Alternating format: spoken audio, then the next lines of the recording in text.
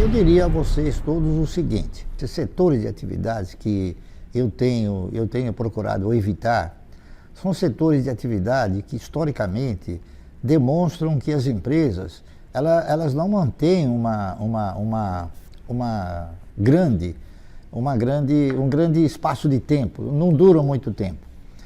Se vocês pegarem o histórico da maioria das empresas de aviação, por exemplo, nós tivemos a Real Transportes Aéreos, a Panair do Brasil, a Varig, a Cruzeiro do Sul, a Transbrasil, enfim, tivemos uma infinidade de ações, de empresas de aviação. Agora, por que essas empresas elas têm assim essa característica de não se consolidarem dentro desse critério de perenidade? É porque elas não dependem delas, elas dependem exclusivamente de terceiros. Uma empresa de aviação, ela depende do aeroporto, que ela tem que pagar, ela depende do combustível, ela depende da manutenção dos equipamentos, que nem sempre são feitos aqui no país, ela depende também da regulamentação, do preço das passagens, enfim, ela tem um sem número de controles que nem sempre ela consegue gerenciar. Por isso, eu acho que ela não se enquadra numa empresa que tem essa condição de perenidade, tá certo? O setor, ele pode ser perene, mas as empresas, elas não são perenes. Porque eu acredito que nós sempre teremos o setor de aviação, mas não com as mesmas empresas. O setor de construção é um setor que a maioria das empresas que estão listadas nessa atividade são empresas que não possuem patrimônio. A grande realidade é essa. Eles utilizam o quê? Utilizam o caixa do próprio adquirente para edificarem as construções, né? Principalmente quando são construções de residências, né? Isso pode não ser o mesmo caso na questão de construções de galpões ou de lajes corporativas, mas de qualquer maneira o conceito é mais ou menos o mesmo. Eles vão depender sempre ou de uma aquisição ou de uma locação. Esse setor ele varia muito em função da forma como se conduzem os agentes econômicos nos diversos estágios de um ciclo, não é isso? Hoje nós estamos atravessando um ciclo um tanto quanto recessivo, porque nós tivemos um período bastante fértil na questão de construções e esse período parece que inflacionou o número de imóveis em construção. Muitos compraram imóveis na planta, imaginando que talvez depois de pronto eles teriam um mercado regular, e isso não aconteceu, em virtude de inúmeros fatores, entre os quais a gente poderia citar a perda de poder aquisitivo do indivíduo, não é isso? Então o setor de construção é um setor que eu também me atrevo a não recomendar em virtude desses fatores que eu elenquei. Turismo é um outro setor que ele tem características perversas, não é isso? Porque na razão direta que uma empresa que opera exterior, ela tem a incidência da questão cambial, e a questão cambial às vezes penaliza demais. Nós tivemos, por exemplo, empresas como a Solitur, nós tivemos a AT, que era uma das maiores empresas, né? A AT era Argentina Turismos Internacionais. Nossa, nós tivemos um sem número de empresas, e agora, recentemente, mais precisamente domingo, quebrou a maior empresa do mundo de turismo, exatamente por causa desses fatores. Outro elemento que ajudou a contribuir para que essas empresas voltassem a ostentar um grau de periculosidade bastante grande é a internet.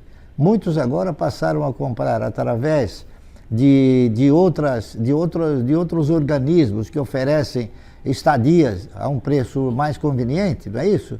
E as próprias empresas de aviação. Hoje, com o número de vagas, o número de assentos disponíveis, eles acabam disponibilizando passagens a custos menores. E isso em virtude dessas mudanças, principalmente a mudança no dólar, não é? E também a questão dos financiamentos. É uma empresa que depende muito de financiamento, porque viagem e lazer é uma coisa que o cidadão ele procura fazer sempre pagando de uma forma parcelada, não é isso? Dificilmente alguém investe um valor muito grande na questão do lazer, principalmente em passagens. Então, se não houver esse elemento favorecedor, dificilmente uma empresa prospera, tá correto? O setor de frigoríficos, ele faz parte do setor de alimentos, não é isso? Mas ele é um dos segmentos do setor de alimentos, né? Nós temos o setor de lácteos, nós temos o setor de oleaginosas, nós temos o setor de grãos, tá correto? Acontece que o setor de frigoríficos, ele em muitas ocasiões, ou pelo menos em algumas ocasiões, ele acaba sendo assim, não preferido por pessoas que têm assim preferências, né? Preferências definidas, como por exemplo, o cidadão não compra ações de empresa de cigarro, o cidadão não compra ações de empresas de bebidas alcoólicas, o cidadão não compra ações que mata gado ou que mata suíno, tá entendendo? Então, a questão dos frigoríficos, elas ostentam também essa forma de rechaçar, tá entendendo? E também porque existem outros componentes, como febres, aftosa, né? As pestes, enfim. E isso é uma coisa que normalmente dificulta bastante. Nós tivemos inúmeras empresas que tinham uma atividade paralela, ou seja, nós tivemos, há não muito tempo atrás, uma empresa que chegou a ostentar um plano de investimentos chamada Boi Gordo, não é isso? Que quebrou, tá entendendo? Então, e nós tivemos outros também, outros grandes frigoríficos que quebraram. Por exemplo, nós chegamos a ter um frigorífico, um dos maiores do país, chamado Tião Maia, que também quebrou, entendeu? E assim sucessivamente. A própria Sadia, num determinado momento, ela acabou tendo problemas seríssimos em função do quê? Em função de derivativos cambiais. Então, é mais um setor que, muito embora o setor ele ostente a condição de perene, muitas empresas não conseguem se firmar como empresas também perenes. Bom, o varejo de eletrônicos também tem um histórico de desvantagens muito grande. Eu poderia elencar 3 ou 4, Casa Centro, Eletro Radiobras, Gearonson, não é isso? E Clipper, Mesbla, Mapping, enfim, Ultralar, todas essas empresas que tinham como atividade eletroeletrônicos, principalmente linha branca, não é isso? Foram empresas que não conseguiram se sustentar. O senhor Gears, que era o Gearonson, não é isso?